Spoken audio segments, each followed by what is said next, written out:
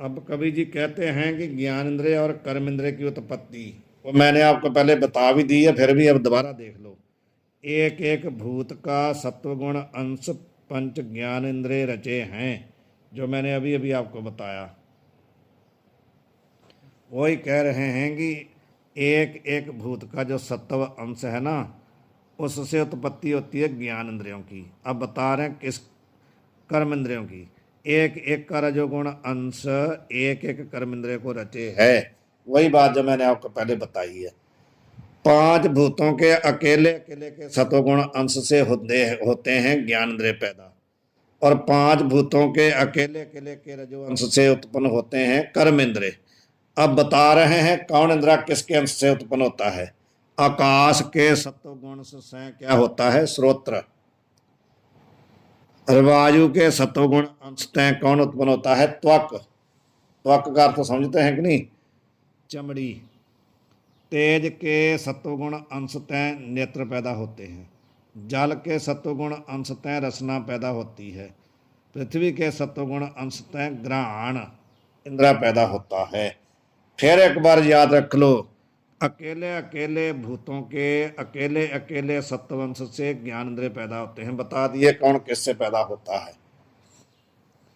आकाश से श्रोत्र बना है, इसलिए आकाश का जो गुण शब्द है उसको ग्रहण करता है श्रोत्र। वायु के सत्वंश से क्या बना है, त्वक। तो वायु का क्या गुण है, स्पर्श, उसको ग्रहण करता है कि नहीं, त्वक।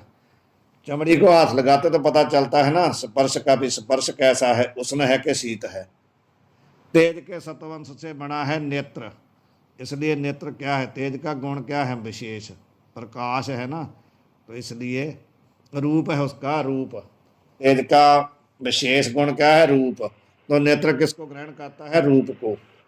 जल के सत्वंश से कौन बनी है, रसना। तो जल का क्या है, ज्ञानी जी तेज अग का ही नाम है ना। जी जी जी ठीक है जी। जी। जल जल से कौन उत्पन्न हुआ है, रसना उत्पन्न हुई है, रसना इंद्रिय। तो रसना इंद्रिय, जल का विशेष गुण क्या है, रस, तो उसको ग्रहण करती है रसना।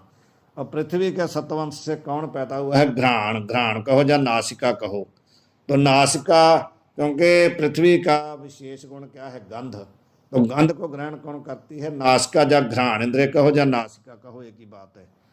पर यह भी बात एक समझने वाली है कि जैसे श्रोत्र हम किसको मानेंगे, व्यवहार में तो हम जो हमारे बाहर दिखते हैं उनको श्रोत्र मानते हैं ना, लेकिन जो बाहर जो दिख रहे हैं ना, कान, ये श्रोत्र नहीं है, ये तो उनके रहने की जगह है, इसको गोलक मानते हैं। इसके अंदर जो छिद्र है ना, छिद्र, छिद्र में जो आकाश है उसको बोलते हैं श्रोत्र, वो ग्रहण करता है। इसी प्रकार जैसे त्वक है या नेत्र है, नेत्र जो हमारे सामने दिख रहे हैं, आंखें, इनको नेत्र नहीं कहते हैं। इनके अंदर जो नजर है ना, उसको नेत्र कहते हैं। इसी प्रकार है, बाहर वाले तो केवल उनके रहने के स्थान है।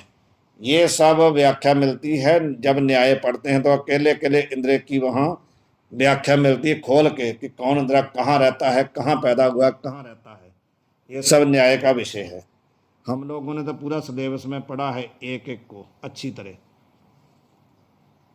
तर्क संग्रह में ये सब आते हैं। इसलिए जब हम विचार सागर पढ़ाने लगते हैं तो कुछ नहीं देखते, बस सीधा खोलते हैं, पढ़ने लग जाते हैं, देखते नहीं कुछ भी, कभी भी नहीं देखते, समय मिलता ही नहीं है। अभी खोलते हैं, आपने भी अभी पुस्तक खोली, हमने भी अभी खोली है, सीधा पढ़ाने लग जाते हैं। ये पंच ज्ञान इंद्रिय, ये पंच इंद्रिय ज्ञान के साधन है, यहाँ तक ज्ञान इंद्रिय कहिए हैं। ये पांचों क्या है, ज्ञान के साधन है, इसलिए इनको ज्ञान इंद्रिय कहते हैं। और यह भी बात है कि इनको कंठ करना है तो क्रम से करना, उल्टा पुल्टा नहीं करेंगे तो बात नहीं बनेगी। जैसे आपको बताया गया है ना, श्रोत्र है, त्वक है, नेत्र है, रसना है, घ्राण है, ऐसे ही इनको कंठ करना है। यदि ऐसे कंठ करोगे तो जो इनके पांच विषय हैं वो भी आपको सही लगेंगे। श्रोत्र का विषय क्या है, शब्द। त्वक का क्या है, स्पर्श। नेत्र का क्या है, रूप। रसना का क्या है, रस। और घ्राण का क्या है, गंध। ऐसे लगेंगे। इनको रट्टा मार दो एक बार, तभी समझ में आएगा। ज्ञान सत्व गुण तय होवे है जहाँ ते भूतन के सत्व गुण तय उत्पत्ति कही है। फिर बता रहा, दोबारा देखो बता दिया कि ज्ञान कब होता है, जब हमारे अंदर सत्व गुण बढ़ता है तो सत्व गुण से ही ज्ञान होता है। यही कारण है कि ये जो ज्ञान इंद्रिय हैं ये भूतों के सत्व गुण से इनकी उत्पत्ति कही है, क्योंकि ज्ञान सत्व गुण से होता है। श्रोत्र इंद्रिय आकाश के गुण को ग्रहण करे हैं जाते श्रोत्र इंद्रिय की आकाश से उत्पत्ति कही है। जो मैंने पहले वो आपको बता दिया वही टीका में बता रहे हैं कि श्रोत्र इंद्रिय क्या करता है, आकाश के गुण शब्द को ग्रहण करता है, इसलिए श्रोत्र की उत्पत्ति आकाश से कही है।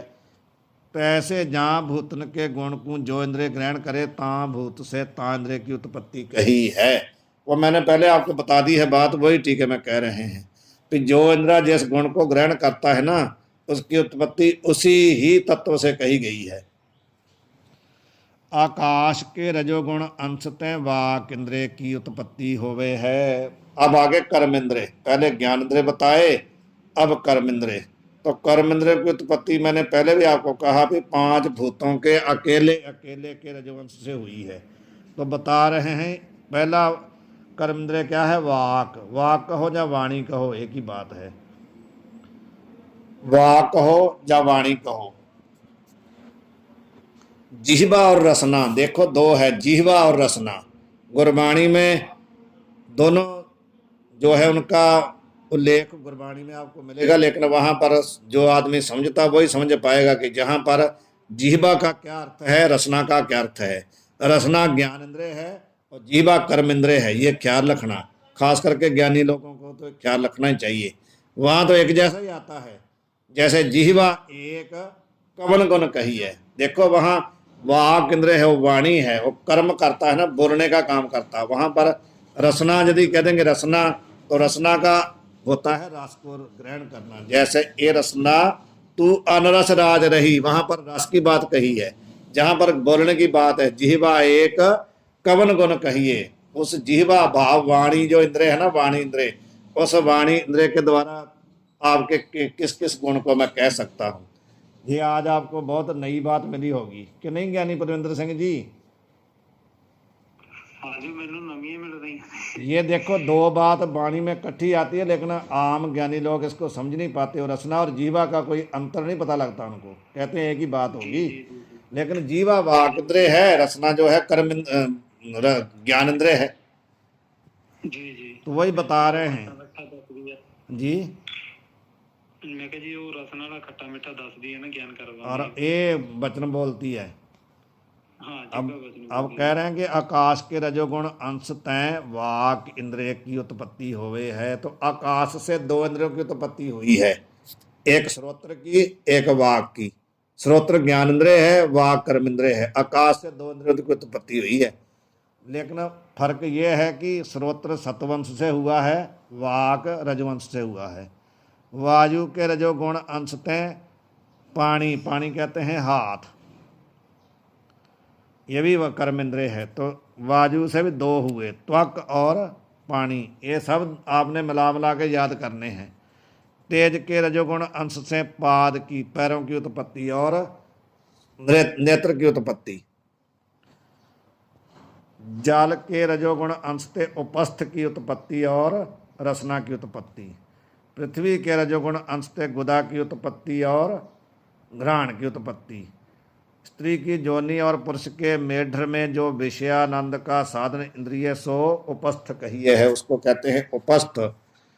कर्म नाम क्रिया का है। कर्म किसको कहते हैं? क्रिया को। जो क्रिया करते हैं ये 5 इंद्रिय क्रिया के साधन हैं, याते कर्म इंद्रिय कहिए हैं। क्रिया रजोगुण तय होवे है। क्रिया कभी भी सत्वंश से नहीं होती। जो सत्वगुण वाला आदमी होता है वो क्रिया करता ही नहीं, बैठा ही रहेगा आनंद में शांत होकर के। वो बहुत कम कोई क्रिया करेगा, अपनी बस खाने पीने की, अपना स्नान पानी कर लिया, इतने करेगा, ज़्यादा उसकी प्रवृत्ति नहीं होती किसी काम में। जिसमें सत्वगुण से ज़्यादा होता है ना सत्वंश, उसकी किसी काम में प्रवृत्ति नहीं होती, शांत अपने आनंद में रहता है। जो रजोगुण वाला आता है वो प्रवृत्ति ही रहता है, ये कर लूँ वो कर लूँ, दौड़ता ही रहता है। तो क्रिया रजोगुण ते होती है, जहाँ ते भूतन के रजोगुण अंश ते ज्ञान इनकी उत्पत्ति कही है। फिर दोबारा एक बार आप सब याद कर लो कि अंतःकरण की उत्पत्ति होती है पांच भूतों के मिले हुए सत्वंश से, और ज्ञानेंद्रिय की उत्पत्ति होती है पांच भूतों के अकेले अकेले के सत्वंश से, और प्राण की उत्पत्ति होती है पांच भूतों के मिले हुए रजवंश से, कर्म इंद्रिय की उत्पत्ति होती है पांच भूतों के अकेले अकेले के रजवंश से। ये दोनों बात स्पष्ट हो गई है। अंतःकरण की उत्पत्ति बताई, प्राण की उत्पत्ति बताई, ज्ञानेंद्रिय की उत्पत्ति बताई, कर्म इंद्रिय की उत्पत्ति बताई। यह सूक्ष्म सृष्टि का जहां तक निरूपण किया है कि सबसे पहले जब सृष्टि उत्पन्न होती है तो सबसे पहले सूक्ष्म भूत होते हैं, उनके गुण पैदा होते हैं और सूक्ष्म रूप में इंद्रिय पैदा होते हैं। सवैया छंद। भूत अपंचीकृत और कारज इतनी सूक्ष्म सृष्टि पेशान। कहते हैं ए जिज्ञासु, सूक्ष्म सृष्टि कितनी है? तो कहते हैं अपंचीकृत पंच महाभूत और उनके जो कार्य हैं, कौन? अंतःकरण, प्राण, ज्ञानेंद्रिय और कर्मेंद्रिय। ये सूक्ष्म सृष्टि है 17 तत्व की, इतनी सूक्ष्म सृष्टि है। भूत अपंचीकृत, अपंचीकृत भूत वो हैं जो सूक्ष्म भूत हैं, अभी उनका पंचीकरण नहीं हुआ, विस्तार नहीं हुआ, उनको कहते हैं अपंचीकृत पंच महाभूत। पांच तो भूत हो गए पंचीकृत पंच महाभूत जो सूक्ष्म है, और उनका कार्य क्या क्या है? अंतःकरण, प्राण और ज्ञानेंद्रिय, कर्मेंद्रिय। इतनी सूक्ष्म सृष्टि है। पंचीकृत भूतन तय उपजयो स्थूल पसारो सारो मान। तो अब कहते हैं कि जो पंचीकृत पंच महाभूतों से उत्पन्न हुआ है ना, वो क्या है? वो है स्थूल सृष्टि, वही सारा पसारा है जो पंचीकृत पंच महाभूतों से बना है।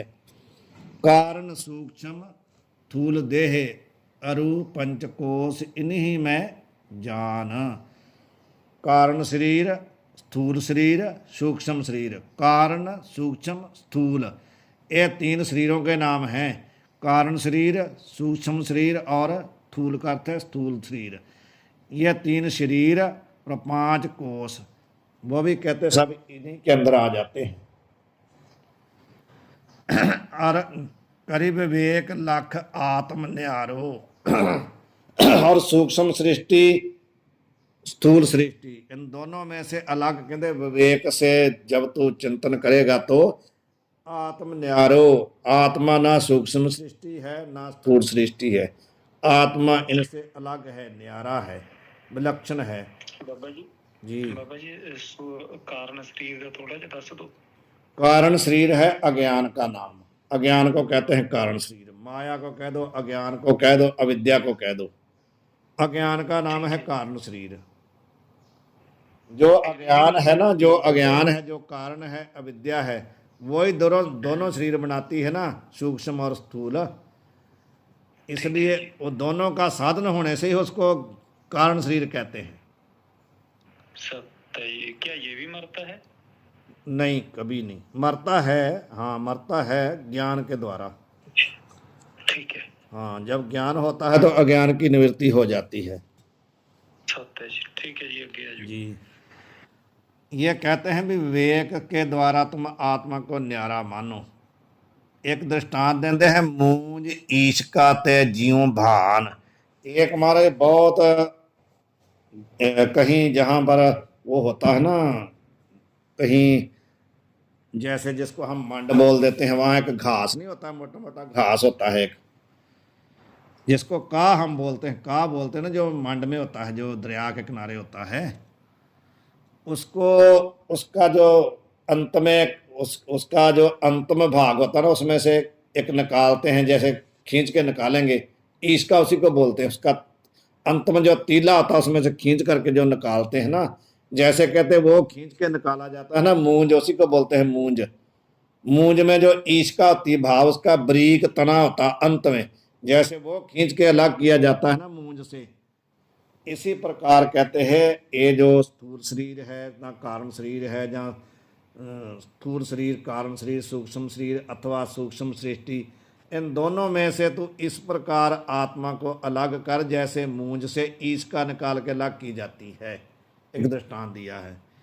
अब टीका में पढ़ लेते हैं। अपंचीकृत भूत और तिनका कार्य कौन कौन? अंतःकरण, प्राण, कर्म इंद्रिय और ज्ञान इंद्रिय, इतनी सूक्ष्म सृष्टि कहिए है। सूक्ष्म सृष्टि का ज्ञान इंद्रिय तय होवे नहीं। सूक्ष्म सृष्टि का ज्ञान कहते हैं इंद्रिय से नहीं होता, वो इंद्रिय अतीन्द्रिय है। सूक्ष्म सृष्टि उसको देखा नहीं जा सकता, किसी भी इंद्रिय से उसको हम देख नहीं सकते, भाव उस तक पहुंच नहीं सकते। इतनी सूक्ष्म है कि ज्ञान इंद्रिय की वहां तक या कर्म इंद्रिय की किसी की भी वहां तक पकड़ नहीं है, क्योंकि वो तो उसी में आते हैं। ज्ञान इंद्रिय कर्म इंद्रिय भी उसी में आते हैं, इसलिए वो उसको नहीं पकड़ सकते। किसी भी इंद्रिय से सूक्ष्म सृष्टि का ज्ञान नहीं होता। नेत्र, नासिकादक गोलक तो इंद्रिय के विषय हैं, परंतु तिन गोलकन में स्थित जो इंद्रिय है सो काहू के इंद्रिय के विषय नहीं। यह कहते हैं जहाँ 5 ज्ञान इंद्रिय रहते हैं या कर्म इंद्रिय रहते हैं, उनकी गोलक तो उनकी जो गोलक है ना, जैसे हमारे कान है, आँख है, नाक है, ये तो इंद्रिय का विषय है, पर जो इसके अंदर इंद्रिय रहते हैं वो किसी के इंद्रिय का विषय नहीं है। इंद्रिय को आप इंद्रिय से नहीं देख सकते। भाव जैसे हमने अपनी आँख इंद्रिय को देखना हो नेत्र को नेत्र से हम नहीं देख सकते। दूसरे का जो हम नेत्र देखते हैं वो उसका नेत्र, हम जो गोलक देख सकते हैं उसका नेत्र इंद्रिय, वो भी हमारे इंद्रिय का विषय नहीं है। इतना सूक्ष्म है। जो परे कहा जाता है ना, अभी सबसे परे, ये परे का अर्थ होता है सूक्ष्म। जैसे प्राण और इंद्रिय और स्थिर 2 शरीर है, शरीर से प्राण परे हैं का मतलब है शरीर से प्राण सूक्ष्म है, और प्राण से इंद्रिय जो सूक्ष्म है। और सूक्ष्म सबसे सूक्ष्म क्या है? मानव भाव। परे, परे का अर्थ होता है सूक्ष्म, जिसको पकड़ा नहीं जा सकता। सूक्ष्म सृष्टि की उत्पत्ति से अनंतर ईश्वर की इच्छा तय स्थूल सृष्टि के निमित्त भूतन का पंचीकरण होता भया। अब बताएंगे आगे कि सूक्ष्म सृष्टि के बाद जब ईश्वर की इच्छा हुई तो फिर इन 5 अपंचीकृत भूतन को पंचीकृत किया। भाव 5 के 25 हो गए। वो कैसे हुए? वो आगे अब पंचीकरण प्रकरण आ रहा है। ये बहुत समझने वाला है पंचीकरण। वेदांत का सबसे रीढ़ की हड्डी है पंचीकरण। जो समझ जाएगा पंचीकरण, यदि ये बात हम लोग समझ गए तो फिर सूर्य प्रकाश की जो 5वीं रुत है वो कहीं भी हमारे आगे उसका कोई भी तात्पर्य इतना ही होगा कि उसको हम लगा नहीं पाएंगे। उसकी कथा हम आनंद से कर पाएंगे यदि ये चीजें सब समझ गए तो। अब आगे पढ़ेंगे जहां छोड़ दें। बताइए आप, पंचीकरण का प्रकरण लंबा है, एक ही बार समझना पड़ेगा। गुरमेल सिंह छोड़ दें। हेलो गुरमेल सिंह जहाँ छोड़ दें, यहाँ छोड़ दें। फिर एको बारी सारा ही। हाँ, पीछे वाला जो है उसको, पीछे वाले को समझो आप पहले। सूक्ष्म सृष्टि को पका लो अच्छी तरह।